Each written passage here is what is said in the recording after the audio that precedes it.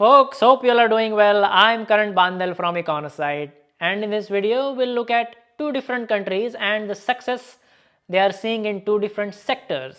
Let's start with India. The nation now shines in electronics manufacturing. To understand this transformation, we need to look at the turnaround in the country's smartphone manufacturing sector. In 2014, just two smartphone brands were assembling phones in India. India's local value addition stood at only about 5% in mobile phone manufacturing. India imported over 92% of mobile phones used locally, and electronics manufacturing in India was worth only about $21 billion. This is where India's electronics sector, which includes smartphone manufacturing, stood just 8 years back. Had this trend been allowed to continue, India would have been spending a huge chunk of its foreign exchange reserves on import of electronic goods today. Sensing the gravity of the problem, the government of the time took several initiatives, including the launch of production linked incentive schemes or PLI schemes to encourage domestic production of electronic goods. The efforts have begun bearing fruit. The PLI scheme for large-scale electronics manufacturing has already attracted investment of around $840 million till June 2023. Add to that Foxconn's high-profile announcement in August. The company is investing an additional $400 million in a manufacturing facility in the state of Telangana in India, where the company already assembles smartphones. Let's quantify the sector's current state. The electronics production in the country, starting at about $21 billion in 2014, increased to $60 billion in 2017 and now has breached a $100 billion mark. That is a 5x growth in 8 years. A staggering 98% of all mobile phone shipments within the Indian market in 2022 were domestically produced, and 16% of the production was exported. India's electronics industry saw a record exports of electronic goods at an estimated $22.5 billion in financial year 2023.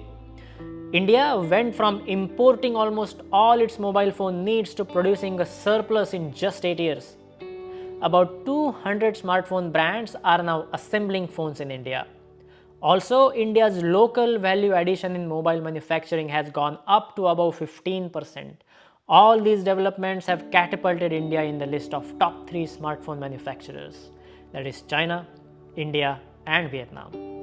What India is focused on now is to catalyze the overall semiconductor ecosystem to further expand India's already rapidly growing electronics manufacturing and innovation ecosystem. Semiconductors form a major part of all electronic products. Therefore, as India's domestic electronics manufacturing grows, so does the demand for semiconductors.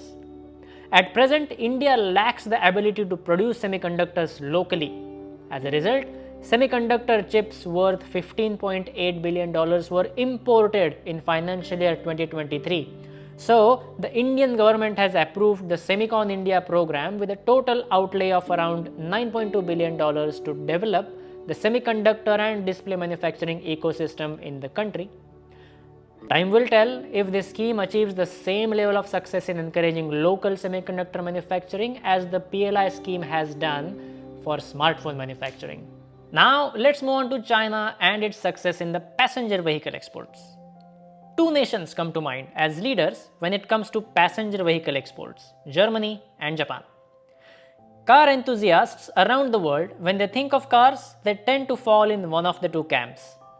One group fawns over the power and speed of German automotive engineering, while the other admires the reliability and value for money of the Japanese cars. These two countries for decades have dominated the world's car exports. Now, a new challenger has emerged. China, up until 2015, was nowhere in this picture.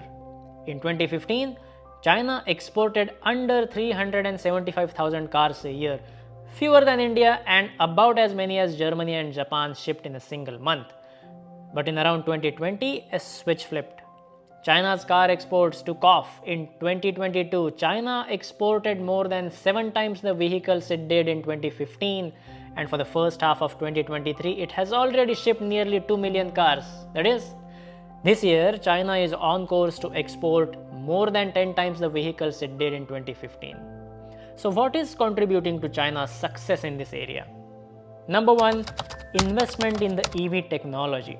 For all its manufacturing might, China never mastered internal combustion engines, which have hundreds of moving parts and are tricky to assemble.